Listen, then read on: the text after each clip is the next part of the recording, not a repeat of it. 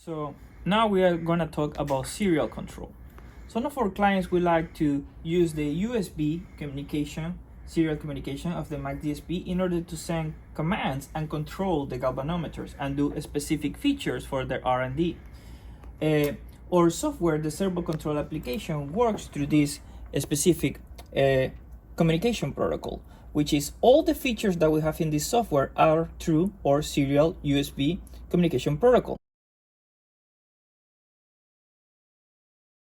So what we have done for you is do a very minimalistic example, which you can find here. If you run the Python GUI for serial, for main serial, you will find this specific example where you could replicate some of the features that we have here. So then you can understand how to send the command from the Python serial library into the Mach-DSP. So let's run this. Let's disconnect first the USB serial from the for our servo control application, and let's use the Python one.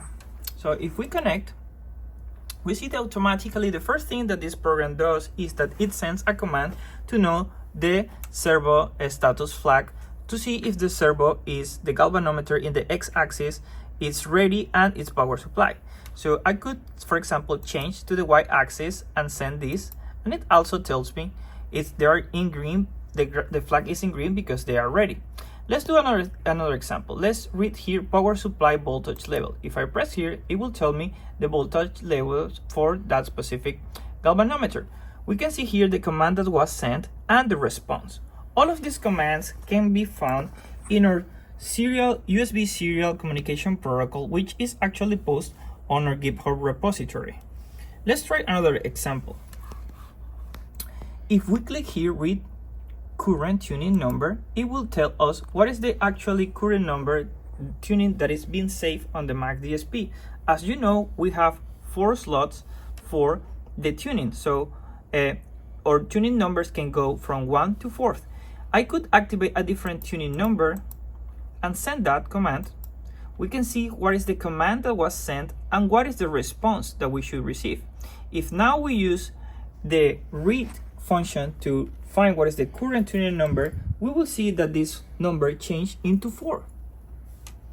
Let's now go back to the tuning number 1, which is the one that actually is working for the current galvo that I have set. We would like now to see if we can write, for example, a waveform. So we can specify, okay, what is the frequency that we want and what is the amplitude. For example, for the command amplitude, this is the command that we need to write, and this is a specific response that we have. As you see here, I need to send a number that goes from 0 to 4000 because this is a measure of centi-degrees peak to peak. So if I set here 1000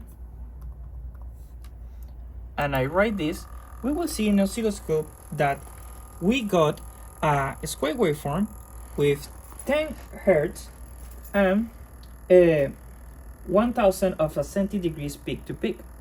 So this is a demonstration of the serial library, and I hope that you can use this specific protocol of communication, which have many features to do your R&D and create projects of your imagination. Let's talk about how to do USB serial control using LabVIEW. So if you have been following my videos, you can see the previous video on how we did it using Python. This is a pretty much similar template that we have written here.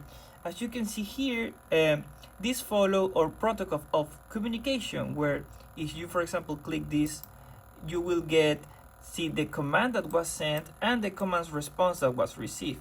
All this following our communication protocol manual. We can do the same for read power supply, and you can see here how the command sent is different. We have different features here that you can use as an example of the different commands that you can find in all protocol of communication. Right now we are running a square wave, okay, that is sent through the right function generator waveform. We can change the amplitude of this waveform by sending a different command.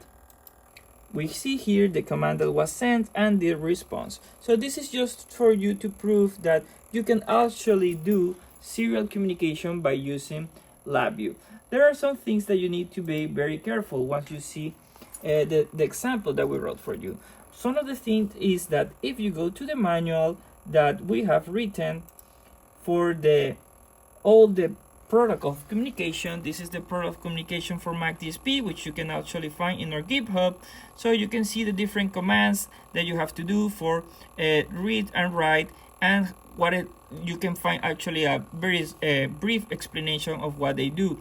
But one of the things that you can notice is that these commands are in hex format, and LabVIEW needs the commands to be in ASCII format. So you will see once you start dealing with this, playing with this template, all the conversions that we did from ASCII to hex or backwards in order to send or retrieve the information. So yeah, this is how we do serial communication on LabVIEW.